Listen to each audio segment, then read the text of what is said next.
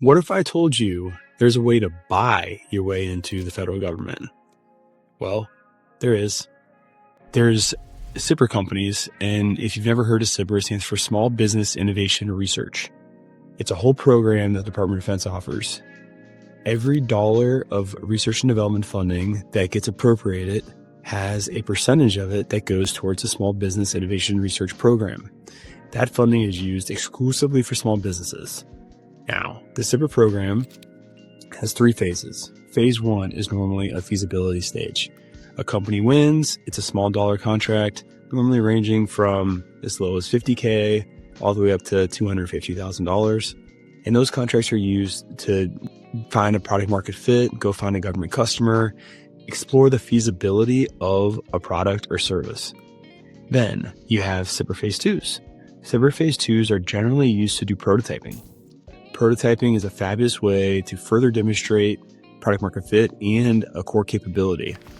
Now, that pot of funding is leveraged for Phase 1s and Phase 2s. It's also leveraged for something called Sequential Phase 2s.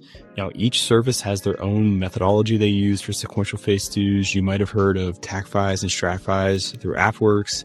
You might have heard of OTSTs through the DoD CIPR Sitter Office. Army, Navy, Marine Corps, they all have their own versions of these Sequential Phase 2s where you can get additive money out of that CIPR bucket of funding to go continue your prototype effort in that early stage CIPR range. But once you find product market fit and a unit that you've been working with has funding that they want to leverage with you, they can do what's called a CIPR Phase 3. Now, CIPR Phase 3s are magical. What they do is leverage the competition that was done in the Phase 1 and Phase 2 to go do a direct award with you and your technology. The only requirement is that the work has to derive from, extend, or complete the work that was done on the prior CIPR effort. Now, how cool is that? Now, recently, the GAO and others have looked at different CIPR challenges where people have said, hey, that work doesn't really derive from, extend, or complete, or it's not directly correlated. And the case law has come back. Yes, it only has to derive from, extend, or complete any aspect of that CIPR Phase 1 or Phase 2 to be able to go direct to a Phase 3. Well, I'm a pretty creative writer, and I know a lot of contracting officers and program managers that are still working today that are also very creative writers. So if you have a technology where you can make any connection where it derives from, extends, or completes from your Phase 1 or Phase 2, you can go get a direct award because you've already competed. I call this competition by statute, right? It's still competition. It's still done in competition. Doesn't require J&A, doesn't require any unique paperwork. But what it does require is you to draw that line from where is the technology as a Phase 1 or Phase 2? Now, how are we going to use that same technology as a Phase 3? The use case can change. Almost every aspect of the in contract can change, but you have to show that lineage that it derives from, extends, or completes that Phase 1 or Phase 2. Okay. That's great if you can get a CIPR. But I can tell you, AcqX gets probably below a 10% award rate on their CIPR open topic. It's a very, very popular program. It almost feels like it's a crapshoot sometimes, and they have so many different evaluators. It's really hard to know if you have a good product or a bad product based on the sheer volume that the government offices have to go through. When I was last in the CDAO, we did the first ever open topic for generative AI through the CIPR program, and we also allowed people to submit via video for the first time ever. It was a learning process.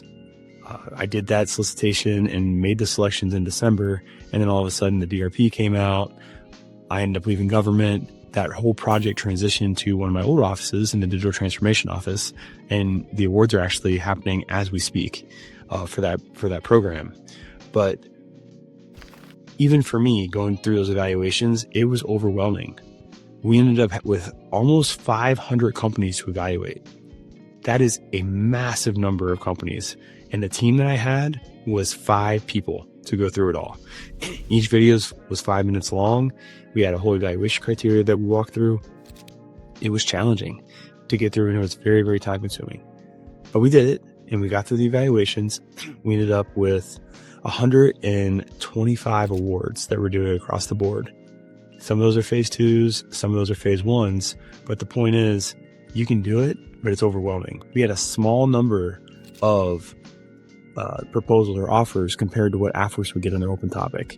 So next time you're annoyed or upset that your topic didn't get selected or your proposal didn't get selected for the topic, just know that on the government side, it is a bunch of work to get through any of these, especially if you're doing phase ones, because it's a bunch of small dollar activities.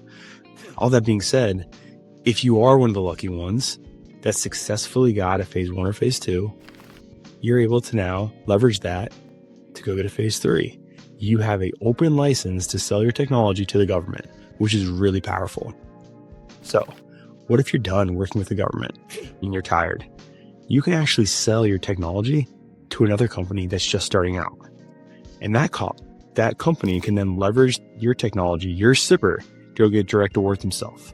I've helped companies do this scores of times.